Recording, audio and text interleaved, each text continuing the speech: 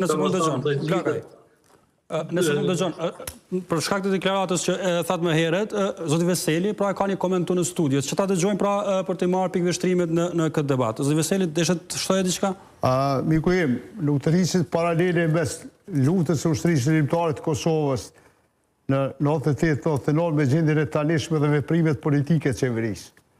Atëherë ushtria shërbimtare e Adem Jasharit dhe Ezraeli Pazitit ka pasur mision tjetër.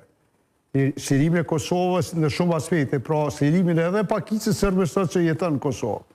Dhe veprimet politike të sotme të qeverisë edhe të qeverive të kaluara, pra edhe të ardhmet nuk mund të barazohen me misionin çfarë ka pasur ushtria shërbimtare të Kosovës. Këtë veç deshta tua plotësoj juve. S'pakut besoj që ju këtë do ta dini, sepse ne kemi biseduar disa herë mes vete.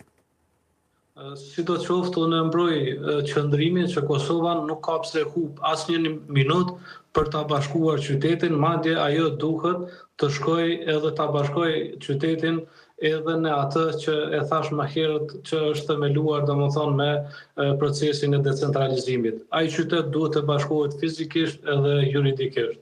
E dyta, ndërtimi i urave dhe hapja e kësaj ekzistuese ka vetëm ndikime pozitive. E para për komunikimin ose lëvizjen e lirë të qytetarëve të Kosovës, domethënë, edhe në atë pjesë, por edhe qytetarëve serbë nëse duan të udhtojnë edhe të kryejnë shërbime të tjera në Mitrovicën, që fatkeqësisht detyrohemi të themi Mitrovica Jugore, dhe nuk mendoj që ka absolutisht asnjë konsekuencë negative hapja dhe ndërtimi i këtyre urave.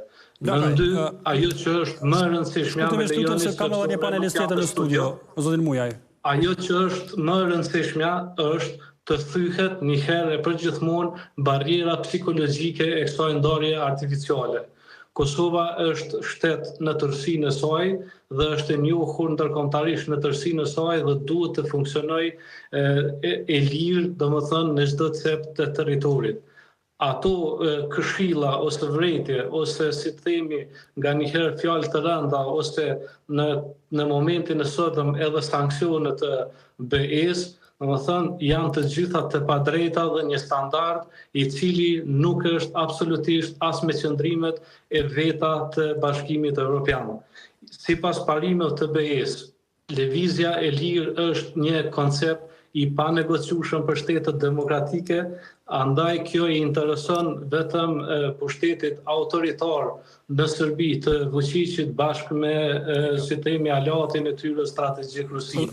Prandaj edhe gjendja gjeopolitike dikton që Kosova jo vetëm që duhet ta përmbush këtë, por duhet të ngutet që qyteti të bashkohet një herë mirë dhe të gjithë akterët destabilizues të vihen përpara një akti të kryer në një